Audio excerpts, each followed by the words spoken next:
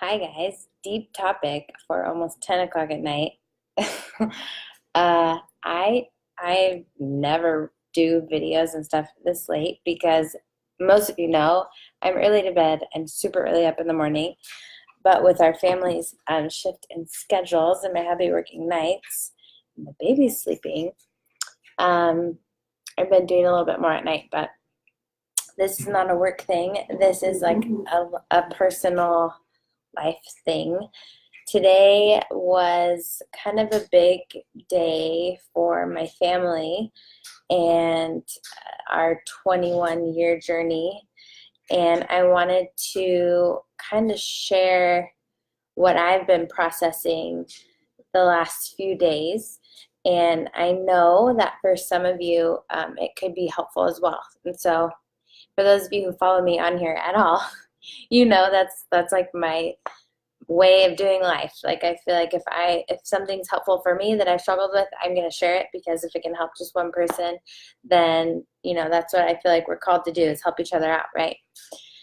So, what's going on? Well, today, for those of you who are maybe new on here and don't know my backstory, when I was 11 years old on my 11th birthday, my dad and I were hit by a drunk driver, and he subsequently passed away due to complications and injuries. I have my left leg is completely scarred up from my femur all the way down my shin bone. I was in a coma and on life support for a week and had altogether about 7 different surgeries to save my leg, and now I have no problems and can walk and everything. But it was a big deal for our whole family. And I lost my dad, and he was so young. It's such a weird time of life for me right now because he was 32 when he passed away, and I turned 32 this year. So it's so weird because, like, looking back, like, I'm like, no way. He was so much older. Like, I'm not as old as he was. But just to recognize, like, how young he was and how much life that we missed out on with him because of someone's decision to get behind the wheel drunk. The drunk driver had 11 other priors, 11 other DUIs, both in California and in other states.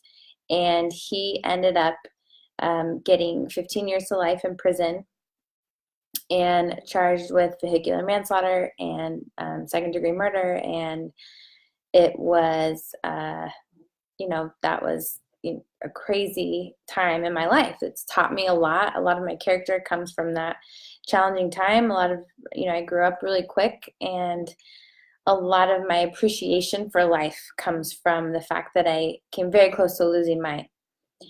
And so fast forward to today, the drunk driver had his third parole board hearing.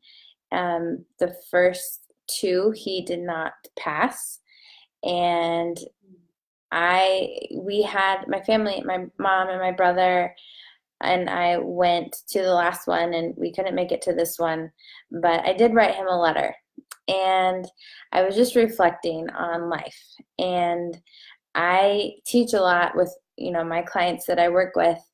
We talk a lot about mental emotional health because it 100% is tied in with our physiological health. And I have come to realize that if I was to hold on to anger, resentment, bitterness from this man's decision that ultimately changed my life and my family's life forever, it's not going to hurt him. If I was to hold on to all these negative emotions, and yes, he made a mistake that tragically affected our family, and it was stupid and 100% preventable. And he did these things, but I have a choice. I have a choice to play the victim role and say, yes, he ruined my life forever, and I hate him, and I hope that he lives a horrible, miserable life, whatever. The human stuff that comes out of us. I could hold on to forever, or I can be an overcomer. And those really in life, when we are faced with challenges, those are the two options we have. Like we process stuff 100%. But in time, we have to choose if we're going to let our situation and our hardships and the way that people have wronged us define us, and we're going to choose to be a victim of that, or we're going to choose to process it and overcome those circumstances.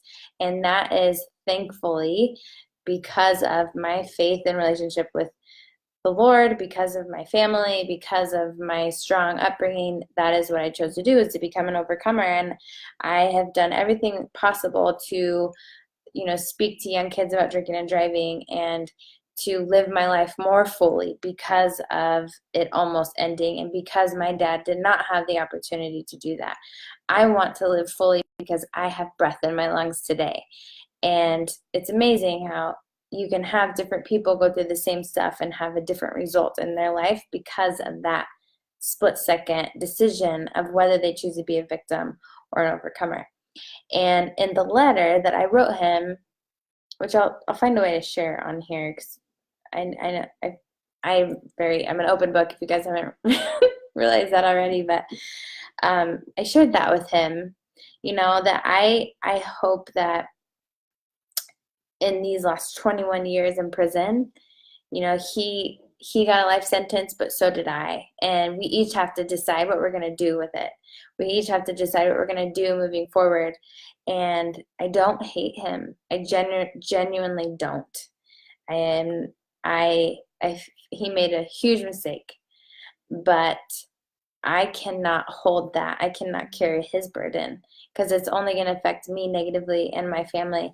And from the health coach nerd perspective of me, I've done a lot of research on this too. And I'm sure a lot of you have seen people who were healthy, but ended up maybe getting cancer at a younger age, or having a poor quality of life, or having a lot of ailments, physical ailments.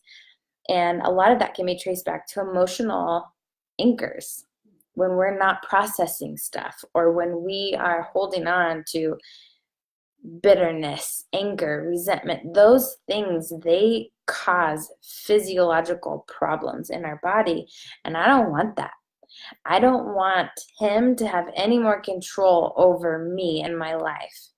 And this is the same for my divorce that I went through. And I talked with my husband now about his divorce that he went through. And, we don't want the people who've hurt us in our life to have any more control. And when we hold on to that anger and bitterness and hurt, pain and resentment, and we don't find a way to process that and let that go and turn it around to something positive in our life, those people who hurt us, they actually still have control now. Us holding on to that and not forgiving people has no control, does not affect them at all. It really does not. It affects us 100%. And so I told him in this letter, if I can forgive you, and I genuinely hope that, and I told him that I hope that he finds a way to live fully and make a bigger impact than the negative impact that he made, because ultimately it comes down to each person's choice and what kind of impact that they want to have, and if it's going to be positive or negative. What kind of influence do they want to have? Is it going to be positive or negative? Each of you are have an influence in the people around you, whether you acknowledge it and want to or not. You just decide if it's going to be a positive or a negative one.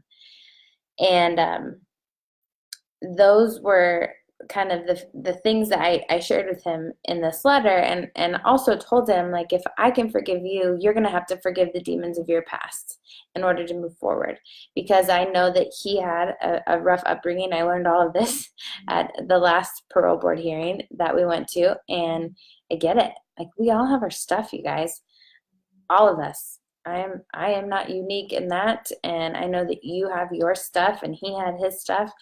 It's not the stuff really that matters. It's like 10%. It's 90% how we choose to react to it and what we decide to do with that stuff. And I mentor a lot of business owners and health coaches, and I have a lot of us have a passion to speak publicly and to teach, but a lot of people are scared of it, and or things get hard in their life and they're like, just can't do that. I want you guys to think like people who've had a huge impact, people who are amazing public speakers or very influential or incredible authors in personal development and have really inspired you. Have any of those people had an easy life? And I bet you that 100% of those people have not had an easy life. They have had stuff, like hard stuff in their life. And it's because of their hard stuff that you can relate to them, that you feel inspired by them because you're like, hey, if they can do it, I can do it.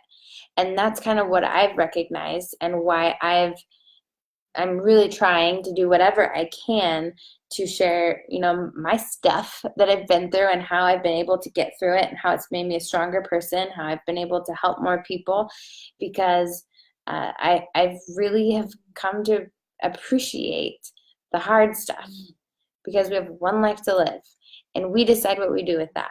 And we decide how we come back. And it's hard. But you know what, you guys? We can do hard things.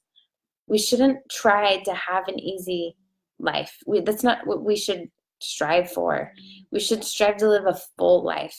And we can't live a full life by holding on to these negative emotions.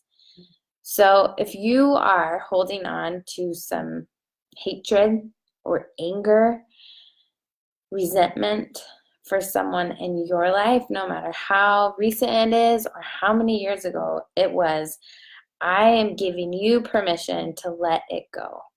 And you might need help with that. Maybe you need to go see a counselor and talk through it. You can always reach out to me. I'm not a counselor, not certified in that, but I can listen. And I've had to work through a few things in my life, and as I'm sure a lot of you have. But my passion truly on this earth is to help people live as fully as possible and be the best version of themselves, because I believe that our families benefit and the world benefits when we can be authentic and vibrantly ourselves, whatever that is for you. And we can't do that if we're holding on to these anchors. So that's all I wanted to share with you tonight. I will maybe do a blog post or something and share the letter that I wrote to this man. He did get a parole date, and I can genuinely say, like, I'm not upset about it. I feel like he's done his time. Nothing, if he spent life in prison, nothing is going to bring my dad back and rectify the situation. It is what it is at this point, and I feel good about the fact that I was able to share those things with him. And yeah, so that's all I wanted to share. I hope you guys have a great night. Thanks for tuning in. I'm here if you need me. Goodbye.